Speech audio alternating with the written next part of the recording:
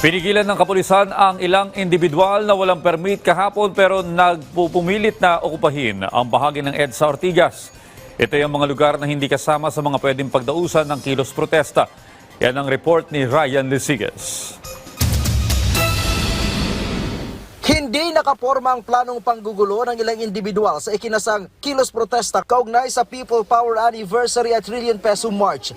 Nagpumilit umano kasi ang isang lalaki at isang babae na okupahin ang buong southbound lane sa EDSA Ortigas. Pero dahil wala silang permit at hindi kasama ang EDSA Ortigas sa lugar kung saan pwede magsagawa ng protesta, agad silang pinigilan ng mga nakadeploy na pulis. Bagay na ikinagalit ng mga ito kaya't pinagbabato ang mga pulis. Nang masukol ng mga kapulisan, agad silang pinalibutan, pinadapa at pinusasan. Yung direct assault, yung resistance and division to person authority, nandiyan din yung alarm scandal, and of course yung violation ng PB 880. Sila kasi grupo naman talaga to, wala tong permit eh.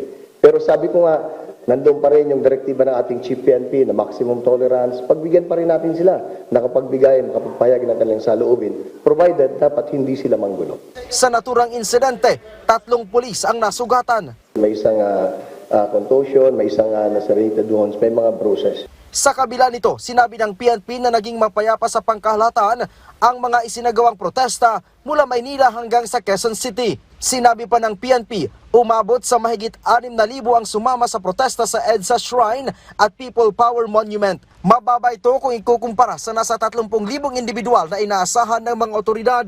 Ito yung iniingatan natin na grupo na yung talagang mag-agitate ng kaguluhan. So yun nga, bagamat nangyari, pero nagpapasalamat tayo na napaka-minor din lang ng mga nangyari doon sa ating kapulisan. But bagamat, sabi ko nga, pag may violation, wala tayong gagawin kundi ipatupad yung batas na nararapat.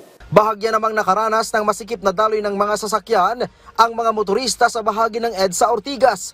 Dapat yung flow ng traffic hindi dapat maapektuhan.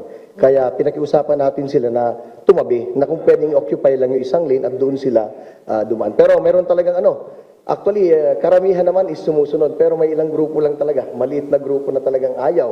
At imbes na makipag-cooperate sa atin, sila pa yung nagsimula ng kaguluhan at nanakit sa ating kapulisan.